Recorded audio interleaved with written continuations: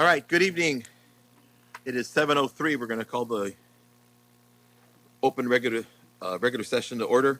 We just got out of closed session, and took us a little longer than we thought. So we are now done and ready to start. So let's start with the Pledge of Allegiance. Mr. Sowersby, would you lead us in the pledge, please?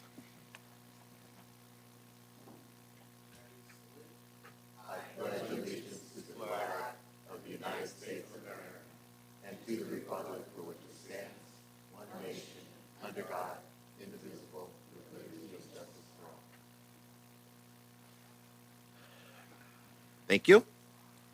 Approval of the agenda. Dr. Marshall, any changes? No changes. All right, need a motion to accept the agenda as presented? I move we accept the agenda as presented. Second. Is that Moran? Okay. Okay, we have a motion by Member Gattuso, seconded by Member Moran to approve the agenda as presented. All those in favor? All right, opposed? Carried unanimously. Members of the public who would like to add something to our agenda may do so by contacting the superintendent at least 2 weeks prior to a regularly scheduled meeting. If that item is within our purview, we'll consider it for a future agenda. Anybody here tonight that wishes to address the board on any item that is on tonight's agenda may do so when that agenda item comes before us. Come up to the podium and you'll be recognized. Please state your name, and you'll have 3 minutes to make your comments. If there are multiple speakers on a particular agenda item, the public comment will be limited to 20 minutes, 3 minutes each per speaker. If there's anybody here tonight that wishes to address the board on any item that is not on tonight's agenda, you may do so in a second or two. And again, it's the same procedure. You'll be recognized, step up to the podium. You'll have 3 minutes to speak. If there are multiple speakers on the same non-agenda item, it'll be limited to 20 minutes, 3 minutes for each speaker. With that, is there anybody here tonight that wishes to address the board on any non-agenda item? All right, seeing no one come forward, we will continue on with our reports, starting with Ileana, with our student report. You bet. High School. Los Banos High School Art Club had a fun and festive community building activity. A paper tree was on display in the MPVB. Students decorated the ornaments, signed their names, and some even wrote an inspirational message for all to see. It was so successful that it just may become an annual event. ASB embarked on another first for this year as they asked students and staff to share their best advice they had ever given or received. These inspiring and encouraging messages showed students that they should shoot for the stars, create their own stories, and to never give up. Los Banos High School and Pacheco High School are excited to announce that their third annual winter formal dance has been set. This is the third time that our two schools have worked together to put on this extraordinary event that students from both schools look forward to every year. ASB hosted a Christmas holiday door decorating contest. Over 15 teachers and staff members participated in the event. The doors were judged based on creativity, design, and uniqueness to the theme. We had a tie. The winners were Miss Jimenez, Miss Cozy, and Mr. Barton. They each won a donut party for their first period classes provided by the Los Banos High School Associated Student Body. Los Banos High School will be hosting their annual scholarship event on Saturday, January 25th for all graduating seniors. This event will officially release all of the Los Banos High School scholarships from the community that are available to seniors. Instructions on how to fill out the scholarship application, how to put them in the correct order, and where they are due will be covered. The due date for all Los Banos High School scholarships is Friday, February 28th, 2025. Workshop events will also be hosted during Pride Time throughout the month of February to further assist students with the scholarship process.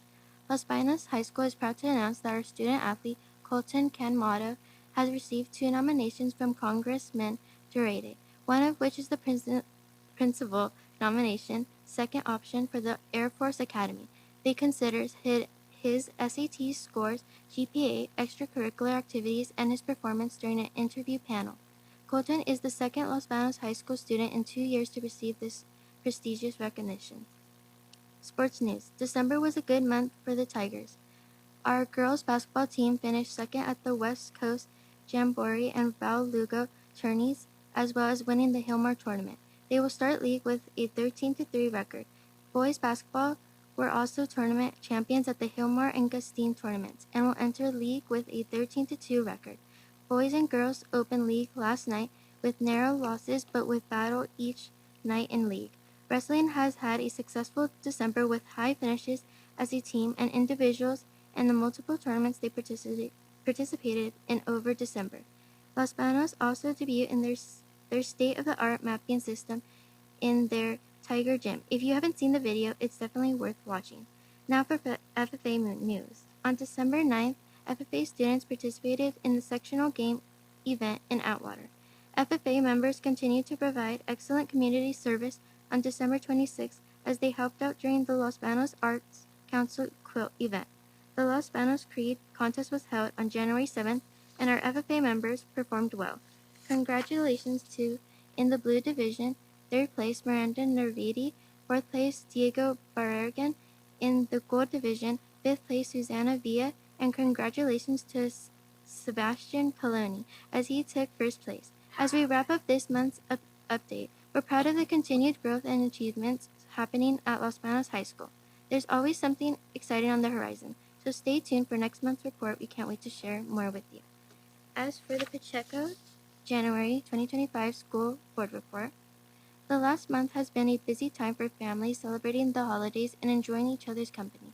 So first, let us say Happy New Year. While we may have been on winter break, Panthers never stop. Prior to the break, Pacheco ESB ended the first semester with the Winter Spirit event. The students and staff enjoy along with a friendly visit from Santa Pauli and his staff elves. They also hosted their December staff buddies activity, which included cookie and ornament decorating and a Secret Santa gift exchange in class. They are cooking up some amazing things for the spring, starting with our return to campus on January 13th that kicks off Winter Homecoming Week. Theme, destination, vacation, and rolls into the continued play of our third annual PHS and LBHS Winter Formal. Winter sports continued through the break, bringing with its losses and wins, but loads of learning experiences. Spring sports will begin conditioning very soon. The Pacheco Barn is once again coming to life with the arrival of some of our May Day animals. We're excited to see what the 2025 year has to offer. Thank you. Thank you. Oops, turn my mic on. Thank you. Good job. And if you need to go home, go ahead. If not, stick around. So Thank you. please don't think you have to stay. But good job. Thank you much. Good info. See you next time. All right. Next up is California School Employees Association report. Hey, welcome back. You haven't been in that position for a while, have you? Back. Didn't really plan on being back, but here I am. So, for those of you who don't know, I'm Norm Betteridge. I was CSE president from 1998 to 2018. So I did it for 20 years. Lisa ran it for the last 6 years, and then honestly had no plans on doing this again, but here I am. So everything's going smooth, and hopefully we'll just have an easy couple of years here, and I'll go ahead and retire on my way. But anyway, that's all I got. Nothing fancy today. Okay, thanks. Thanks, Norm. All right. Las Vegas Teachers Association report. Not see anybody come forward. We'll go on to the facilities report. Ms. Monday.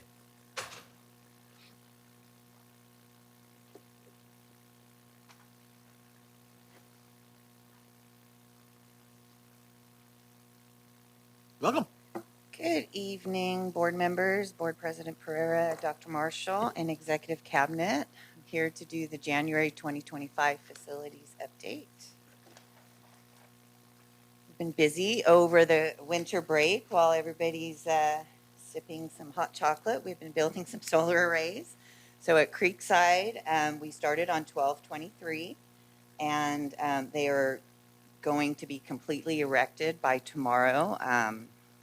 Today, this picture on the end on the right, today they had that whole side, the half of it was all filled with solar panels already. So tomorrow they'll be completing the rest of that. And then they'll be pulling the fences back and then continuing the electrical work under small areas of fenced off arrays through March. And we've worked through that staging plan with the administration, and hopefully we'll be having some great power producing. I know PG&E is talking about raising their rates again, so this is great timing for this kind of project. So we're doing the same thing at Grasslands Elementary Solar Array here. They also started on 12/23. They build theirs slightly different. So as you can see, they quickly had the array up. They build it on the ground, they drive it down and stick it up top. Where the other company, they build the array, then they put the panels up. So that's why they look slightly different, but they're about the same. They're the same in progress. They're going to end on the same day. They're going to end tomorrow. Clean up the site, be ready for school on Monday at both of these sites. Another project we started on 12/30 was the Los Banos Junior High walk-in freezer. So as you can see here, it's a small little area. This area has been demoed out for quite a while. When I first came here a couple years ago, that is how it looked. So we've been working on getting the plans approved and everything. And one of the constraints to this project is the school is not closed out.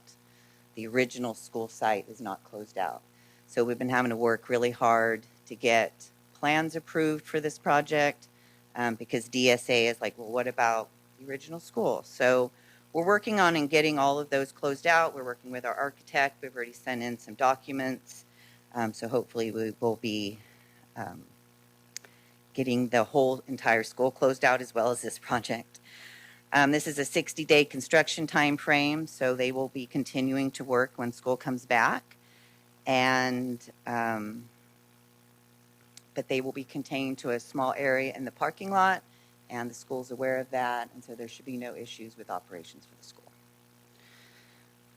The TK Center, I don't have a slide for that. It's the pictures don't do justice of what we're doing there right now. Still just looks like a dirt field, but they are doing a lot of underground work.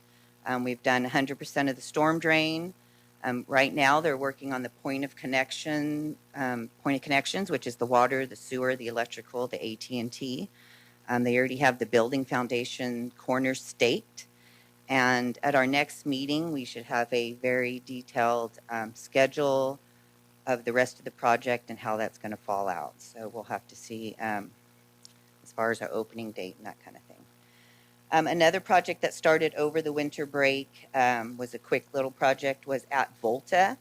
To prepare for our upcoming project, we had to relocate some AT&T fiber that's in the parking lot. So because we're wanting to start that project, if approved, in a few months, in a month or two from now, we needed to have this done when there's nobody on campus. So that's why we had to do it during the winter break. And also we relocated their office to a temporary office, getting ready for the upcoming project.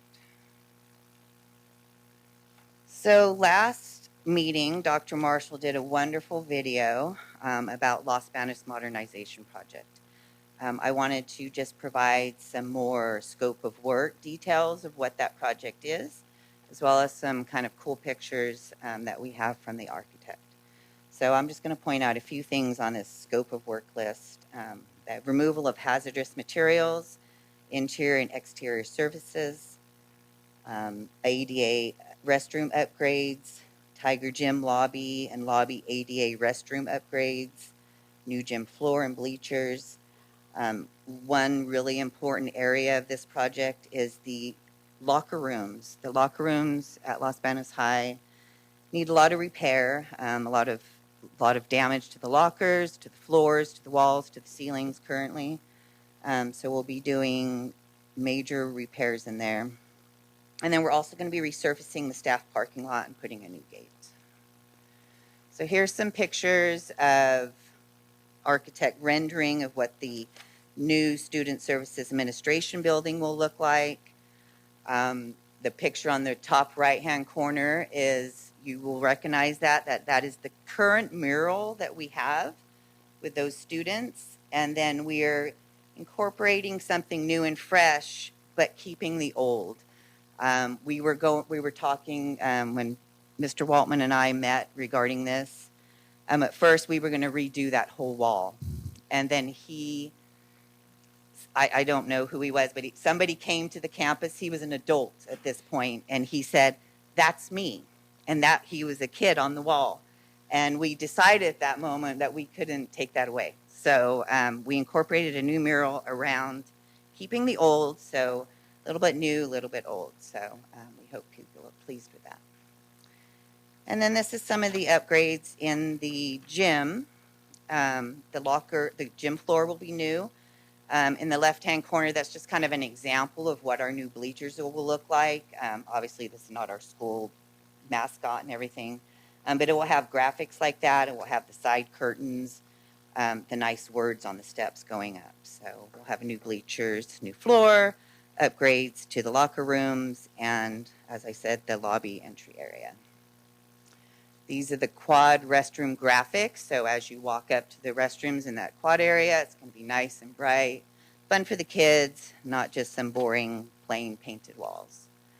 Classroom wing wayfinding. So at each of the entrances of those classroom wings, we're going to have some graphics here, make it a little more exciting.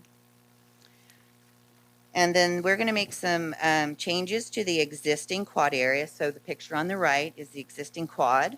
As you can see, we're going to put an outdoor, like an outdoor stage, kind of a little raised, not too high up, not too big. But so if they want to do activities outside at lunch, there'll be a place for them to be able to do that. Right now, it's just a big piece of grass with some trees, so we're going to make it interesting with putting some walking paths, some seating walls, seating areas, shade areas for students to gather. Because if you go there now, in the summer when it's really hot, all the kids are just under the little overhangs, and you're like the whole area in the middle is not being used. So we wanted to kind of try to bring the kids together to have areas to sit, not just under those overhangs. And then the picture on the left is where our new secure point of entry student services administration building will be. And right behind that, we're designing a senior courtyard. It'll have shade, it'll have seating walls, and the nice LB logo in the middle. And then, here we go with Facilities 101, Prop 2 State Bond Program. As you know, it passed $10 billion, Prop 2, in November 2024. I wanted to just kind of review some of the requirements. Most of them are the same. One has changed. Districts are required to have a local match. So they don't care where we get our money. We can have a local bond, we can have capital facility funds, we can have LCAP funds, we can have deferred maintenance funds, general fund. They don't care where it comes from. We just have to have the money. We have to have a facilities master plan updated within the last 5 years. Right now, our current one is dated 2019. We have to have updated educational specifications. Those are usually typically part of a facilities master plan. So that would be taken care of if we complete the master plan.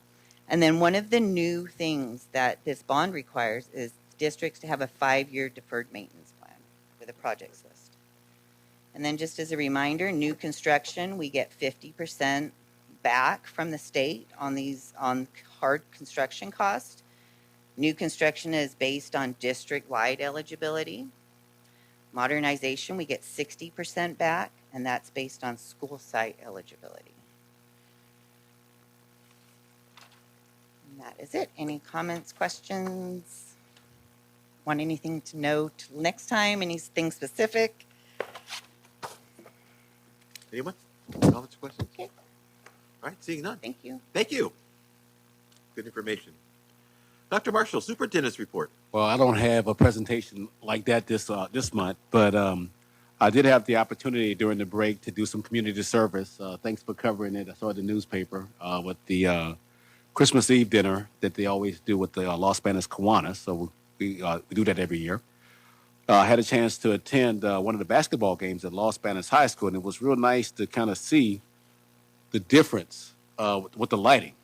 You know, just how different it is with the upgrades and stuff. So That was good. I mean, and a lot of our ed partners, parents, and families really appreciated that. And we got lots of positive feedback about the video. I mean, I was there, and we heard about that. That was my hope to kind of get it out there about what we're doing.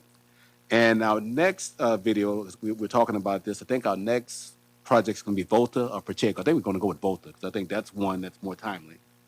But those have been a hit. So that concludes my report. All right, thank you. On to board member reports. Ms. Smith. Good evening. It's been a kind of quiet January for me so far, but I did attend some basketball games, girls basketball at Pacheco High School, varsity and the JV teams. And they actually have a couple freshmen on the girls varsity team at Pacheco, and she's a really good player. I also just want to invite you all, the citizens of Los Banos and surrounding cities, to the Martin Luther King Day Walk in March, an event on the 20th of January at New Bethel Baptist Church here in Los Banos.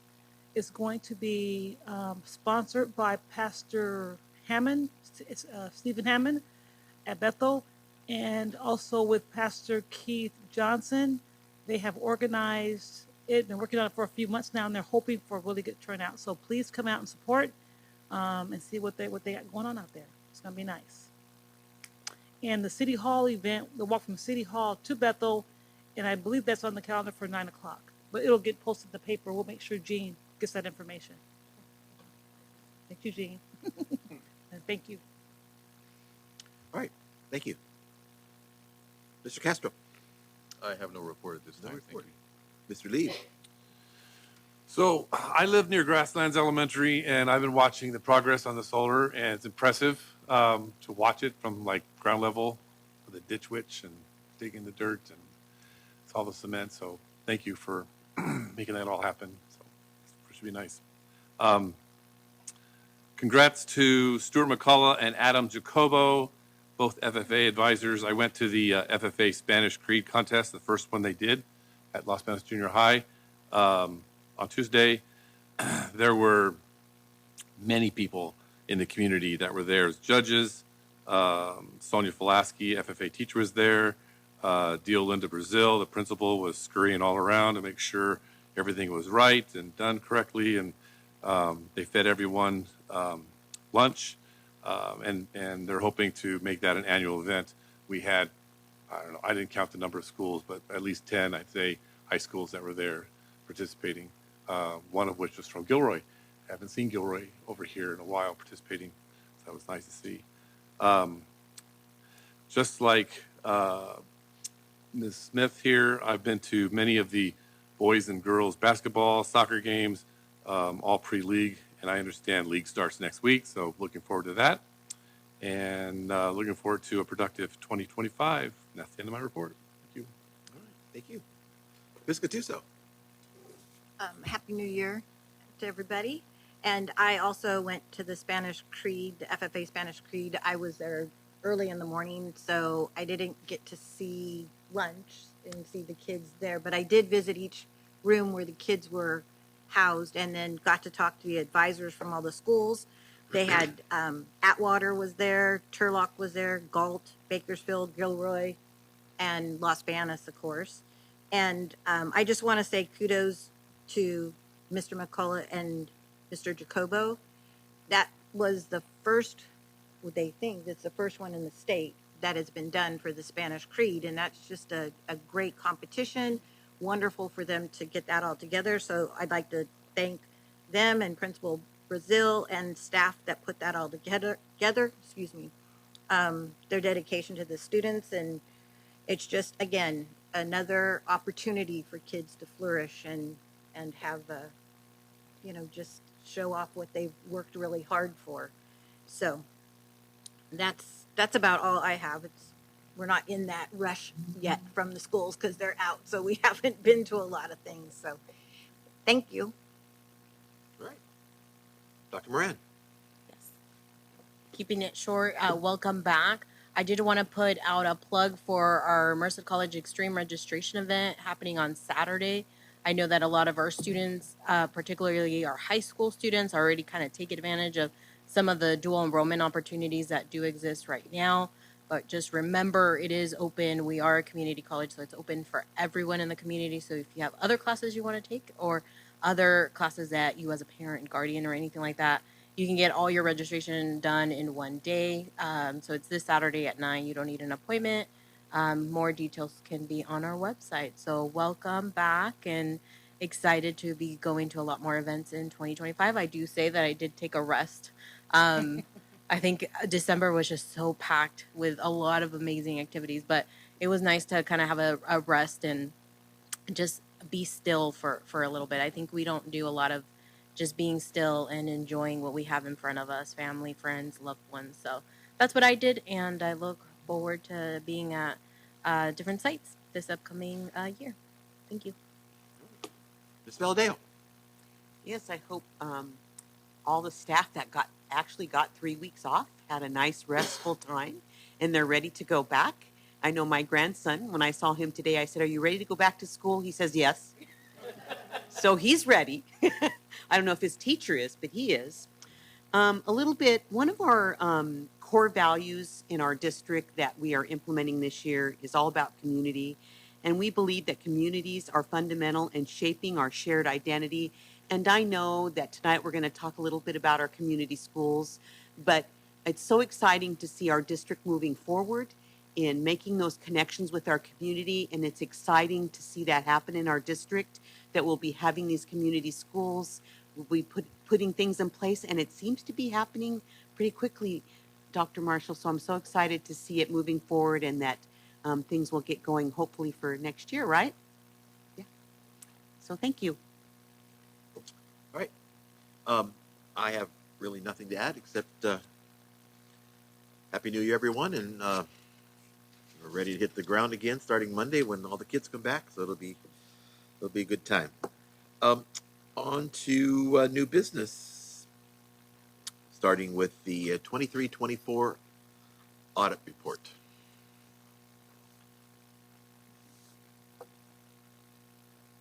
Good evening, Mel. We meet again. The board is asked to review and accept the 2023-24 audit report as presented by accounting firm Jeanette Garcia and Associates. Go ahead. Thank you. So school districts are required by education code to have an annual financial and compliance audit. And so that's what we did for you. The main purpose of the audit, as far as I'm concerned, is to give an opinion on the fairness of the financial statements. That opinion is always in the front of the report, page 1, and our opinion is that the financial statements are fairly presented in accordance with generally accepted accounting principles.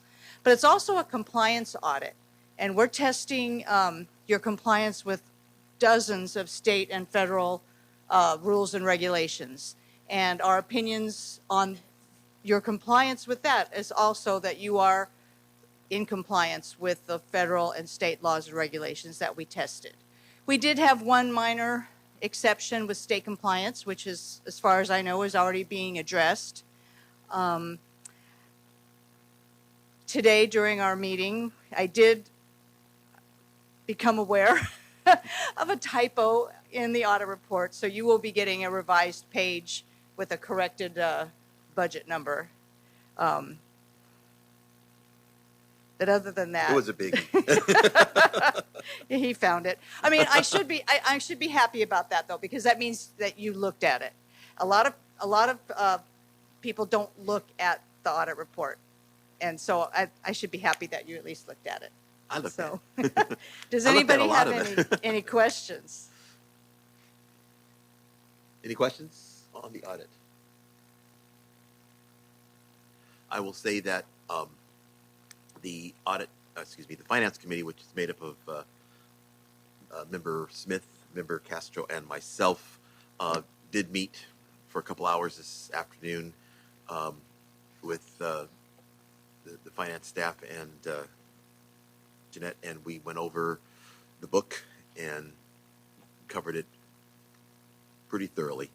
And so thank you for all your work in putting this happen, and thank you to Mel and Cypher in that department for all of your work, because she couldn't do her work if they didn't give her the stuff that she needs to make it happen. So Exactly. thank you to everybody who made this happen. It's a lot of work. There's a lot of pages there. So I will say that, are there any other questions or comments?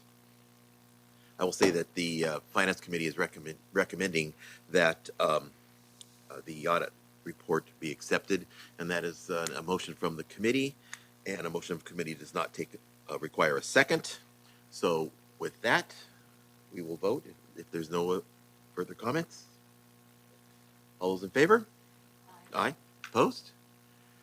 Thank you very much for All right, thank everything you. you're doing. Thank you for coming down and No problem. braving the crazy weather and all that other fun stuff that we have going on.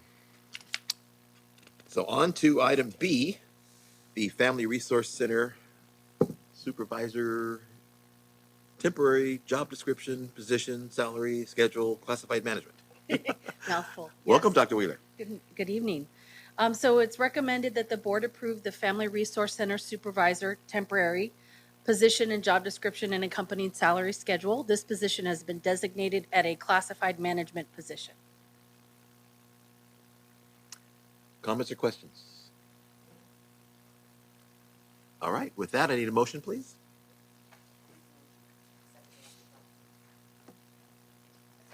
We got a motion by Member Valadero, seconded by Member Smith, to approve the job description, position and salary schedule for the Family Resource Center Supervisor temporary job. All those in favor? Aye. Opposed? And it's carried unanimously. On to item C, which is the Community Schools Liaison, site-based temporary job description, position, salary schedule. Again, Dr. Another Wheeler. tongue twister? Yes. It is recommended that the board approve the Community Schools Liaison, site-based temporary position, job description, and accompanying salary schedule. This position has been designated as a classified management position. All right, again, any questions, comments? Dr. Ritchie, I know you have something you want to present. Do you want to, shall we vote first and then do it? Well, what we were going to do is we were going to do the presentation prior to going. That was what the request was.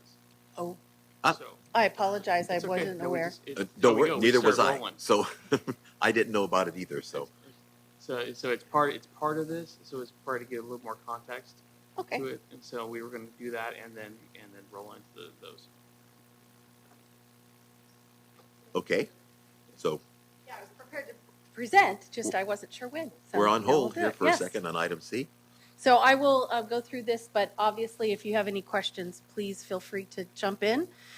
We wanted to explain, give a little more context. Those of you who saw this presentation last May will recognize some of it, but there are additional pieces and we've updated it. So there is more information. So this is our presentation on where we are now with the California Community Schools Partnership Program. What is a community school? So we've heard this phrase before, but put into other contexts. We want to clarify for you what a community school partnership is all about from the state of California. And it is a place and a set of partnerships that connect the school, the families, and the communities together to support the students. A community school is distinguished by its integrated focus. So everything is integrated together, focusing on academics, youth development, family support, health and social services, and community development. So it's all inclusive. There are 4 pillars that help create that integration. So the first is that we integrate the student supports. So dedicated staff member coordinates support programs to address out-of-school learning barriers for students and families, and that mental and physical health services are also integrated for student success. Second pillar is active family and community engagement. So this program is intended to make sure that schools function as neighborhood hubs, that there are educational opportunities for everyone, adults and family members in addition to students, who can share their stories and serve as equal partners. And that we're promoting interaction amongst all of the different stakeholders or individuals that you might see at school sites, whether that's a community member who may or may not have children in the school, but they are part of the community, teachers, classified staff, as well as the students, of course, and their families. The third pillar is collaborative leadership and practices.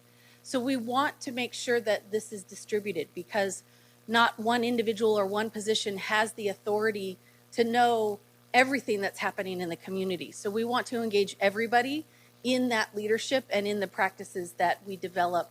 So we use these strategies such as site-based leadership teams, teacher learning communities, as well as the advisory committee that I'll be talking to you about shortly. And the fourth pillar is expanded learning time and opportunities. So, of course, success in education is the focus, and we want to make sure that that extends out beyond just the school day. So we're looking at after school, weekends, summer, during breaks, such as what we just had, and enrichment activities that are connected to real world and enrichment activities that we want to include all the entire community on for the problems in that particular community, for example, or just taking part in the events such as the Martin Luther Day March and involvement in anything to do with the community. So the grant was awarded to us last year, was applied for, awarded, and then we received it at the slightly after the beginning of the school year. And so in spring of 2023, the application was put in, and we were awarded the 200,000 CCSPP planning grant. That was in 2023, so that they could plan for that to take place in 2023. So during that time through fall of 2023, winter of 24, and February of 24, until the application was put in, that was all the planning that went into the application process, at which point the board, you did approve the implementation grant award. And the state awarded it to us after all of that you approved. So May 8th was when that notification came in, and this information was originally given to you. So what the grant is $20,187,500 over 5 years. And 15 of our 16 schools were funded, only because Charleston fell slightly below the unduplicated numbers. However, we do want to, as we've assured Charleston, they are still members of the community, and once we have our Family Resource Center, they can come to and take part in the activities that we are holding. So they won't be excluded from the community activities that we will be having. So here's our plan. Our plan begins with the Community Schools Coordinator, which is me. So I was brought on board this year. And one of the tenets that the Community Schools Program from the state of California has indicated is successful programs have a coordinator that is able to make sure that the integration is happening. So that is, I came on board on November 1st. We are looking to also add more individuals. So we're looking to add 6 social workers district-wide. And so they would have access to homeschool personnel and community factors that may affect us, and personal factors that may affect the students and the families. And we know we could probably think right now of families that have those factors impacting their lives and how we can support them. And the social workers have that unique skill set that they'll be able to bring into and support our plan. We're looking also to build, as I've mentioned already, the Family Resource Center.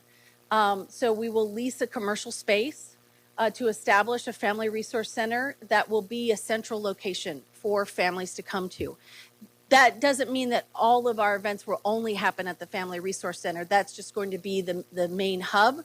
And at each of the school sites, there will be the 15 bilingual community liaisons. If you jump down a little bit, each of the school sites will have, each of the 15 school sites will have their own community liaison who will serve as a liaison between the administrators, teachers, staff, students, and the Family Resource Center and all of the resources that we will be serving as the hub for at the Family Resource Center. We're also looking to create contracts with medical providers. So we're just some of the ones that have come off the top of some of the conversations involve dental, they involve women's health, they involve vision, family health, all of these different ideas that we can have. And that's the Family Resource Center. Our plan is to have a clinical room, at least one, built into that so that there would be a space for them to come, as well as potentially having them visit school sites, once we get that going. So the contracts would be inclusive of all of those types of activities. And then obviously we need to have ongoing data collection and program evaluation, because every year we do have the responsibility of having an annual, evaluation of the program and where we've been where we are in the process that we have to report to the state. Okay. So you could call this year one that we're in, but ultimately this is year zero in the sense that we are building the foundation to then jump off. As you mentioned earlier, Ms. Valdeo, that we're looking for next year, but we are hoping to catch the low-hanging fruit for this year as well. So we don't have to wait till August for there to be some movement in the community schools program. So for example, you hired me, so that's done. So that's one step. Establish the district CCSPP steering committee, and we're in the process of doing that now. I will be sharing with you our communication plan in a moment on the next slide. We're going to identify, lease, and equip the Family Resource Center. We have a lead on a potential location that we are vetting with all of the proper, Ms. Monday is going to be coming out to take a look at it with us next week. And then we will be presenting that to Cabinet and to you once we have all the details. But we are close, we think, to finding the location and making a firm plan on that. We're also looking to create, revise, and board approve the job descriptions. We did approve the first one. We're looking for the site liaisons and social workers as well as the Family Resource Center supervisor. So once we have those approved, we can move forward to hiring them. And because that obviously is when the rubber meets the road, and we'll start having the liaisons at the school sites, and we'll be able to start working on some of the pieces that are waiting for that. We will begin consolidating services, adding contracts, and establishing service plans and systems. I'm currently working as part of the community of practice, as they're calling it, for our region.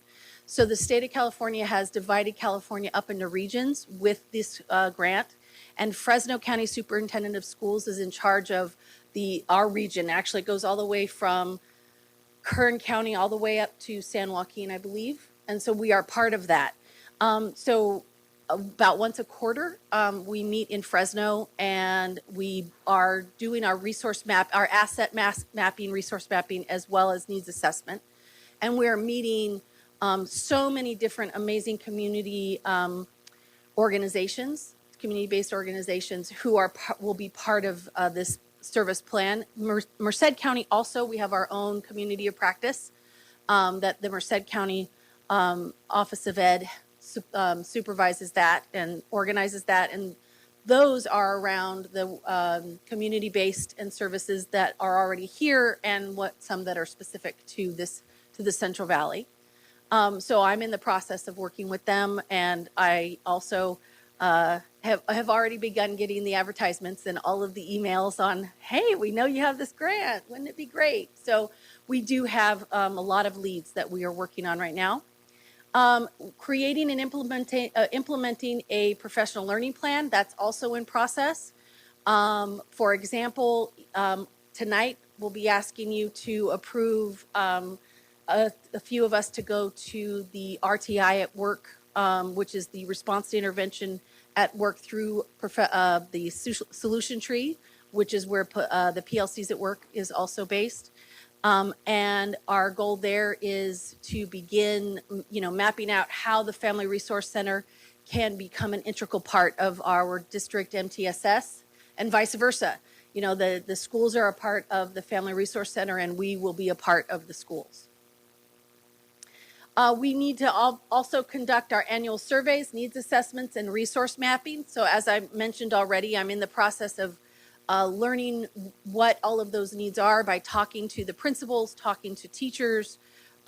We are also, like I said, meeting the community-based organizations that we have here already and some that would be new to our area. And that's going to help us complete our required state reporting for the CCSPP, which is going to be an annual requirement. And then our communication plan, as I mentioned earlier, to get our advisory committee off the ground, an informational email went out today to the staff. So all district staff received that email. Tomorrow it will go out on Parent Square, thank you. I blanked it for a second. On Parent Square, and then we'll also have it out on social media to advertise that in person we're going to have 2 town hall meetings. One will be in person at the DLAC meeting on Tuesday the 21st at 6 p.m. at West Side Elementary School. And I've worked with Ms. Moreno on that to make sure that it was fine for me to open the doors, So we're going to be having that information meeting that I will be presenting in person. And then on the next day, on the 22nd, on Wednesday, I will hold a virtual one for those people who aren't able to go to the one in person. And that's where I'll be launching the link that you have in the presentation, which is the link for the Community Schools Advisory Council application. And I'm asking that everybody who is interested submit that by February 3rd so that we can have our first meeting by the end of February. So we will begin having our advisory council, and that advisory council will be made up of students, teachers, parents, community members, business owners, anybody who's interested. We'll try and our goal is to take a sampling.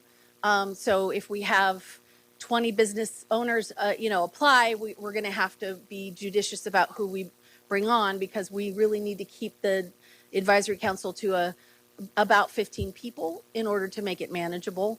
And so we'll be working on that, and they'll be helping us then develop further, more detailed plans moving forward is the goal, because this is, as has been pointed out, a community schools grant partnership, program. So we want to make sure that we do, in fact, partner with all the community members. And that's just the first year. In the next years to come, we will finish hiring any of the open positions.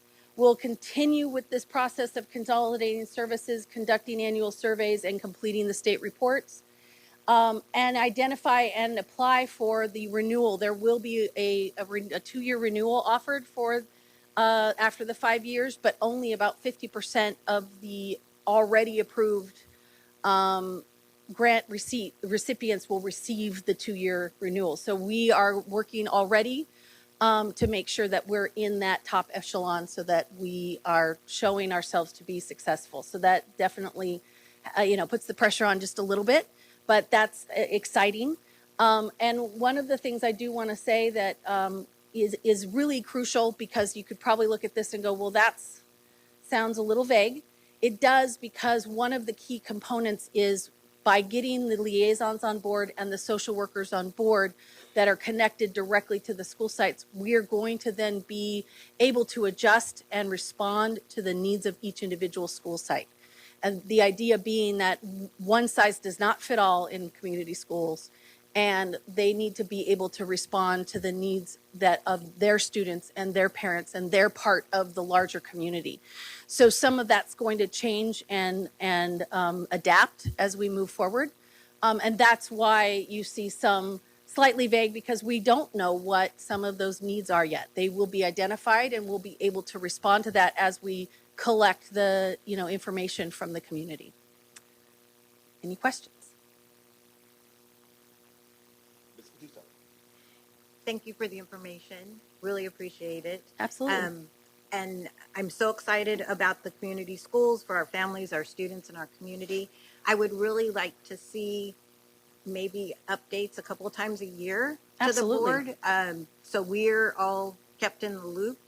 But I do have some questions. So I'm looking at your medical contracts, because there was a lot of things included that medical contracts. It just doesn't seem like the money equals the amount of services. So it's a small amount of money for the amount of services that you're talking about. So one of the things to point out that is a really important piece is something called in-kind. relationships. Yes, So, absolutely. right. And so one of the things that by partnering with community-based organizations is that often they have their own grants. And so we become their client and therefore we are fulfilling their need and they're fulfilling our need. So it's an in-kind relationship. So many of those community-based organizations have those services such as the dental, such as the vision, that can become therefore a more sustainable and long-term relationship that doesn't require a contract. We're also talking about twice a month for one contract, once a month with another contract. These are not meant to replace a daily, sort of medical need. We're going to have a women's health clinic on the first Tuesday of every month, and then we're going to have the dental clinic on the first Thursday of every month. Whatever that ends up being, but those are examples. Okay. And so that's where also this is a living document. And if we find in the first year that in fact that is too low of an amount, we are going to have to go back to the drawing board a little bit. But that's where having the annual report is so important, because the state recognizes it as a living document, and we just have to let them know what did we end up doing and why. Okay. And do we have any idea? I know you have an idea of where you want it located and what it looks like inside. Are we going to have to invest a lot to get it to where we want it to be? The one that's really exciting to us right now, the answer to that is it would be literally a partnership. So the owner is willing to put in quite a bit of work because they want us to be there as a long-term client. And they're already planning on making something happen there anyway. And it's like, well, wouldn't it even be better if I had the school district here to have that long-term relationship? Oh, that's great. So that's part of, what we've been looking for. We've been working with Geneva Brett, and she's been showing us all the options. And so we've been looking through the options, and there's still several on. We have some that are higher at the top end, and we want to make sure, though, that we do our due diligence, that we know why we're picking where we're picking, and that we're picking it with a landlord and with a site that is going to be somewhere that we can put down roots. Okay. Because, looking at the numbers, we're talking, $4 million a year, basically, and we have a lot of positions that are going to... Yes, eat that up. Yes. And Absolutely. so I think about the other things that you want to do. Are we going to have enough money? Because that's what it's all about, is bringing Absolutely. in, the exciting things that we don't offer.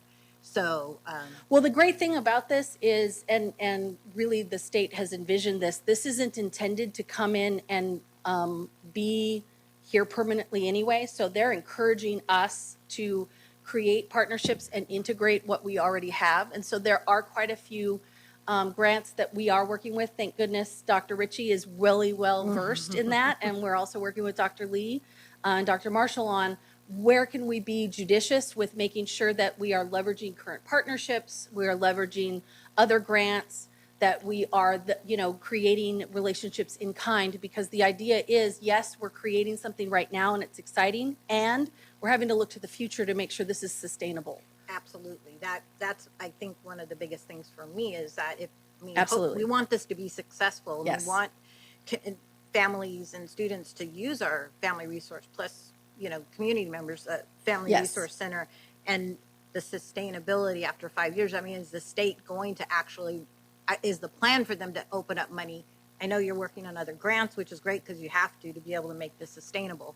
But anyway, those are Yes. my questions. Thank you Absolutely, very much. and that's where the advisory council will come in so handy, is because we'll have different perspectives bringing those questions to the table and making sure that we're thinking about those things. Thank you. Mm-hmm. Any other questions? I had one. Let me find it.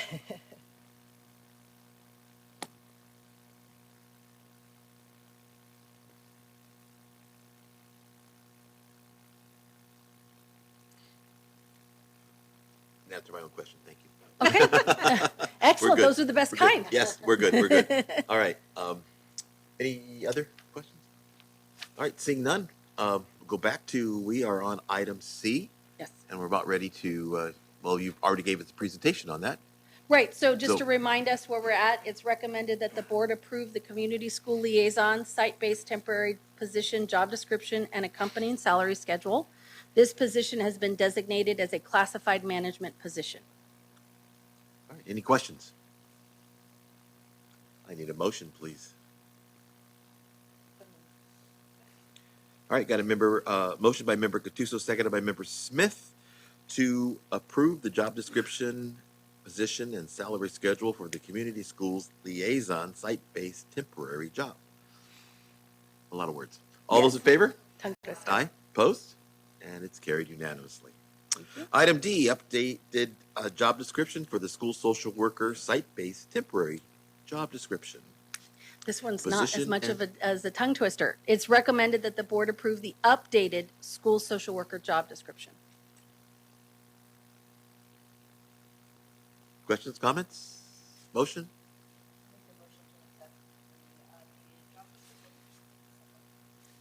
We got a motion by member Moran, seconded by member Gattuso to approve the updated job description for the school social worker site-based temporary job. Whew, that's a lot of words. All those in favor? Aye. Opposed? And it is carried unanimously. Thank you so much. Thank you. A lot of great information tonight. Appreciate it. Thank you so much. All right, on to the Volta Elementary School Modernization Project. Ms. Monday, welcome back. Good evening again. It is recommended that the board approve authorization to seek bids for the Volta Elementary School Modernization Project. Comments, questions? Motion? Motion by member Lieb, seconded by member Moran to approve. Valadeo, sorry. I hear it over there. You guys, your voice sounds almost alike. Sorry about that. Oh, it did? Okay. Wasn't just me. Okay. All right.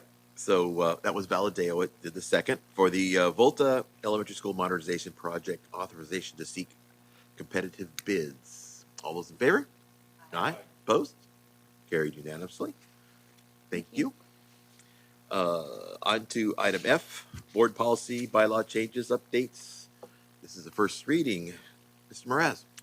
Good evening, Board Trustees, President Pereira, Executive Cabinet, and Dr. Marshall. It is recommended that the board declare their intent to adopt the following mandate updates. Board Policy 6173.1, Administrative Regulation 6173.1, Board Policy 5116.1, Administrative Regulation 5116.1, Board Policy 5117, and Administrative Regulation 5117.